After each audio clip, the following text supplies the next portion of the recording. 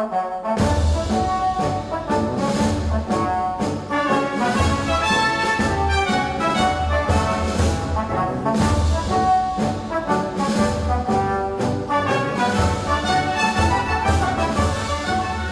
est devant la vitrine qui s'appelle Marne 14, puisque en Marne 14 se déroule la première bataille de la Marne. Cette première bataille de la Marne, elle se déroule ici, jusqu'à Meaux, sur notre territoire. Et ici, on voit un fantassin et on découvre comment on part en guerre en août 1914. Donc on reconnaît le fameux pantalon rouge Garance, et donc on peut imaginer la visibilité malheureusement de ces soldats au moment de cet été. Il y a la moisson, les blés sont coupés, donc on les imagine très visibles dans les champs.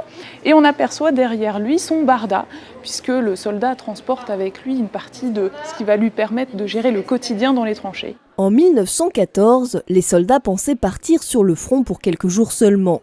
Mais la guerre s'enlise très rapidement. C'est le début des tranchées. Côté français et côté allemand, on creuse des kilomètres de galeries, le front s'étend sur 700 kilomètres.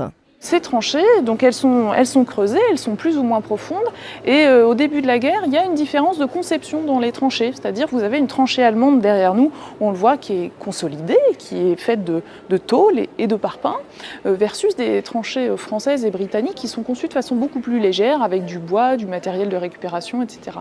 Et en fait, il faut se remettre à la place des Allemands au début de la guerre. Les Allemands, ils sont en terrain conquis, ils ont besoin de tenir les positions, et donc on les consolide.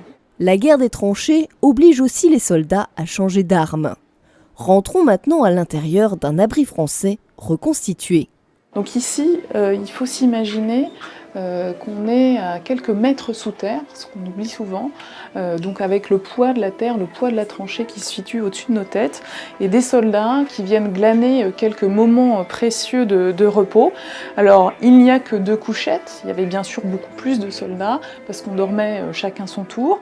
On aperçoit aussi ici un poêle, puisqu'évidemment il fallait se chauffer, se réchauffer, donc on utilisait des poêles comme celui-ci. Les conditions étaient très précaires. Seule une table permettait de jouer ou d'écrire. Côté allemand, les conditions étaient similaires.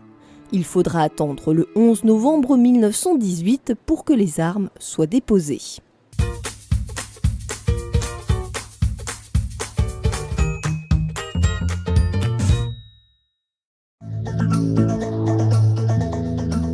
C'est la fin de cette édition, merci de l'avoir suivi.